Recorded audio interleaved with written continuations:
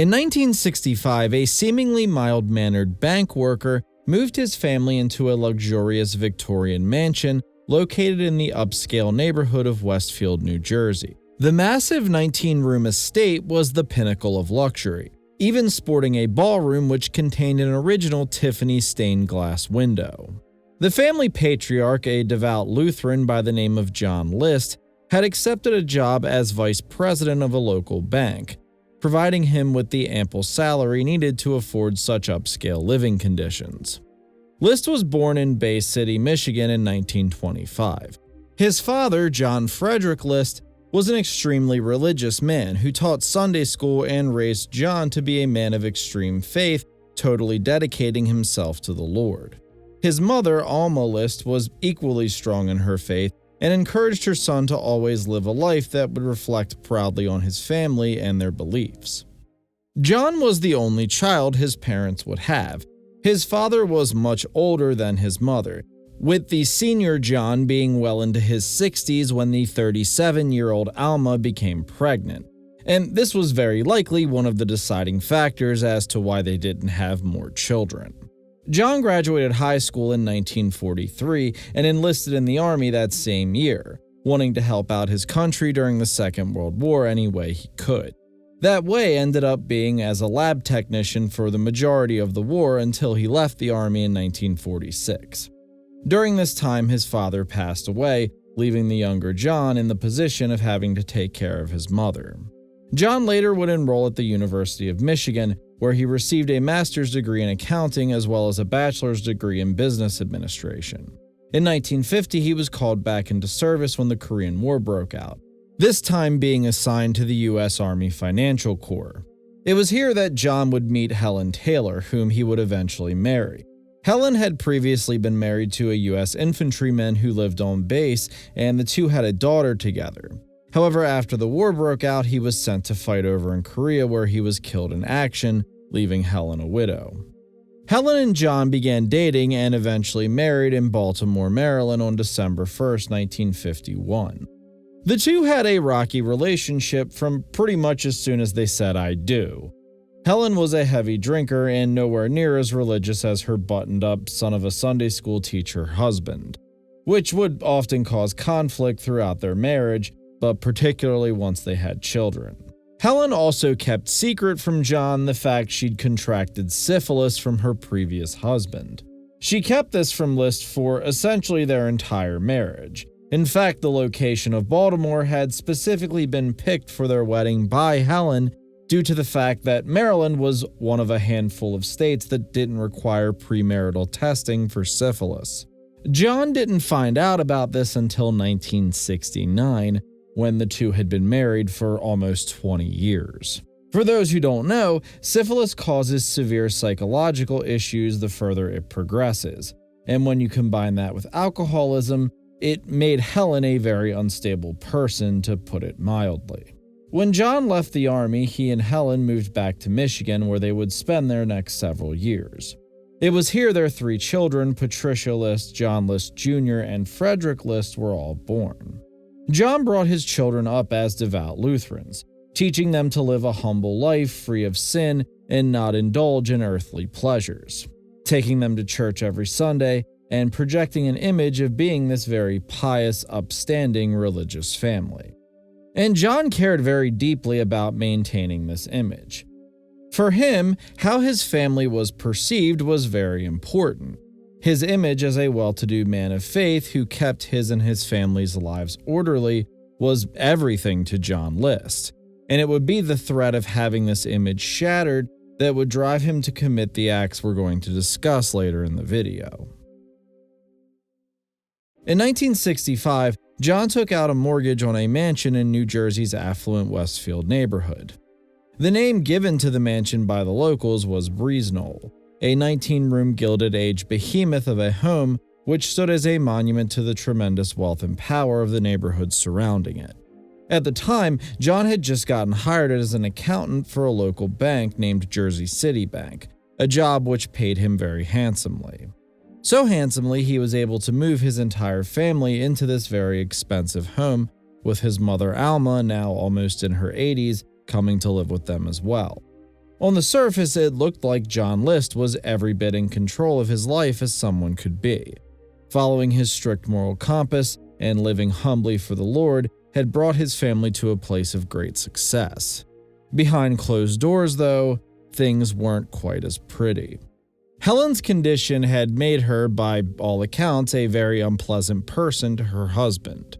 Drunk almost constantly, and with a brain now ravaged by syphilis, she would often berate John in front of their children, and even in public had begun to make humiliating remarks about him behind his back. Now, it's important to understand here, the Lists were considered something of a reclusive family by their neighbor.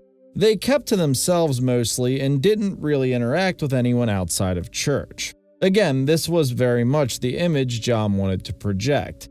So, as you can imagine, when Mrs. List started going around and making remarks to their neighbors about, among other things, John's lack of prowess in the bedroom, it would be extra humiliating for someone like him who tried so hard to project this image of a perfect household devoted to the Lord.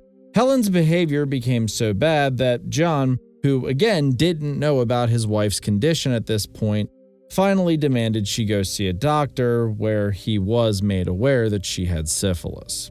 List was also beginning to have friction with his children as well. Like their mother, the three showed little enthusiasm for church and often tried to get out of going. It was easy enough for John to keep them under his thumb as young children, but teenagers are an entirely different matter.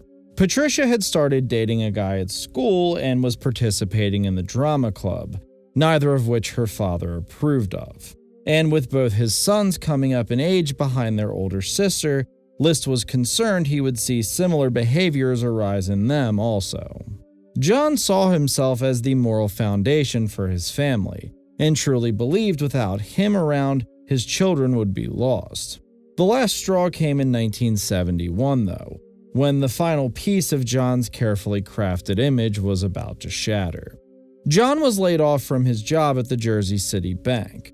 This resulted in him basically falling into financial ruin overnight.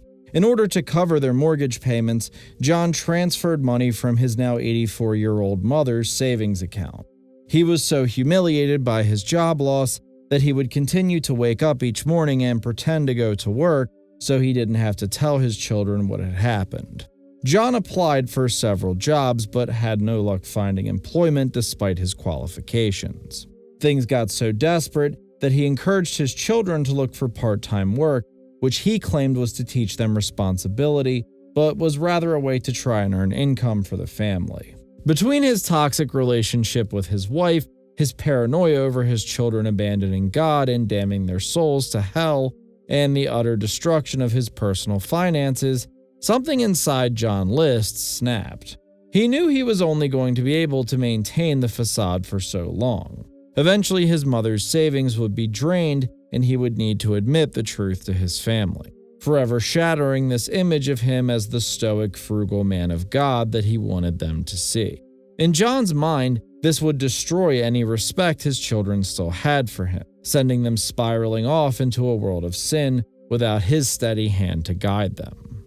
John found himself at a crossroad in the fall of 1971, and in his warped, twisted mind, there was only one way out. On November 9, 1971, while his children were at school, John returned home from quote-unquote work and retrieved 2 pistols from his room. One of them, a .22 caliber revolver, belonged to his father. The other was a 9mm Steyr Hahn pistol he'd purchased from a gun shop 2 weeks earlier. He walked up to his wife while she was sitting down and shot her in the back of the head. Then he went up to Alma's apartment in the attic and shot his 84-year-old mother underneath her left eye. John then waited for Patricia and Frederick to get home from school before he shot both of them in the back of the head as well. He then sat down and ate lunch before driving to the bank and emptying out his mother's bank account for every penny that was left. Finally, he went to watch John Jr. play in a soccer game before shooting him several times as soon as they returned home. With seemingly no second thought or qualms about it, John had now killed his entire family and would lay the groundwork for his intricate escape. He sent letters to the children's school telling them he was taking them on a vacation to North Carolina and they would be gone for several weeks. He had mail and other deliveries stopped. He destroyed every photograph of his personal vehicle, which he was using to escape, and finally wrote a letter to his church priest confessing to the murders and asking for forgiveness, which he left sitting on a desk in his main office, citing his motive as wanting to protect his family from the shame of his job loss. He then wrapped his wife and children in sleeping bags and placed them inside of the family ballroom, leaving his mother's body alone in the upstairs bedroom, then, believe it or not, laid down in his bed and went to sleep. When he woke up, he made breakfast for himself, shut all the windows, turned on all the lights, and set the living room radio to a local religious station. After that, he took a suitcase he'd packed, drove to the local train station, and got a one-way ticket out of New Jersey.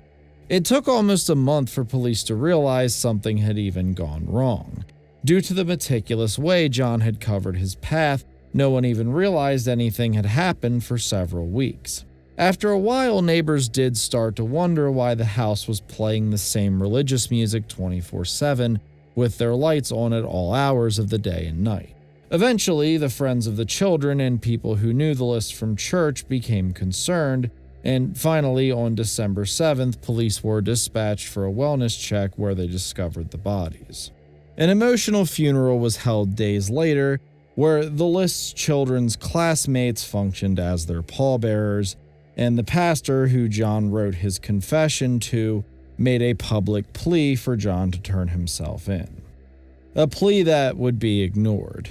In fact, List was doing all he could to evade police, and he would prove successful for almost 20 years before he was caught by one of the most unlikely ways you could imagine. In May of 1989, the TV show America's Most Wanted aired a segment covering the story and discussing where John List could be in hiding after all these years, if he was even still alive. Featured in the episode was a forensic artist by the name of Frank Baker, who presented an age-progressed clay bust to the audience, representing what he believed List might look like if he were still alive. As fate would have it, a man in Denver, Colorado, thought the bust bore a striking resemblance to his old neighbor, a man named Robert Clark, who also happened to be an accountant and had recently moved to Virginia. Police talked to the Denver accounting firm who'd employed Clark and found him at his new job in Richmond, Virginia, where he was arrested. As you can see, the clay bust was almost a spot-on likeness for the now 60-something-year-old List. For the rest of the year, John would still try and maintain that he was in fact Robert Clark, but after fingerprints were matched using his military records, he eventually gave up the facade. In the years he spent evading law enforcement, John had started an entirely new life and had even remarried, with his new wife being understandably shocked to discover her husband's true identity. John was put on trial in April 1990 for 5 counts of first-degree murder. He tried to garner sympathy with the court by saying his financial desperation had distorted his mind, and at the time he truly thought he was doing the right thing for his family. The sheer amount of planning that had gone into this, however, made any claim that he wasn't of sound mind at the time of the murder impossible. List was given the maximum sentence allowed, 5 life sentences to be served consecutively, and he would die in prison in 2008 at the age of 82. And with that, the almost 20-year manhunt for John List finally came to an end. In later interviews, he would claim that he felt remorse for his actions and hoped that when he met his family in heaven, they would forgive him for his unforgivable acts. As always, thank you guys for watching, and we'll see you all next time.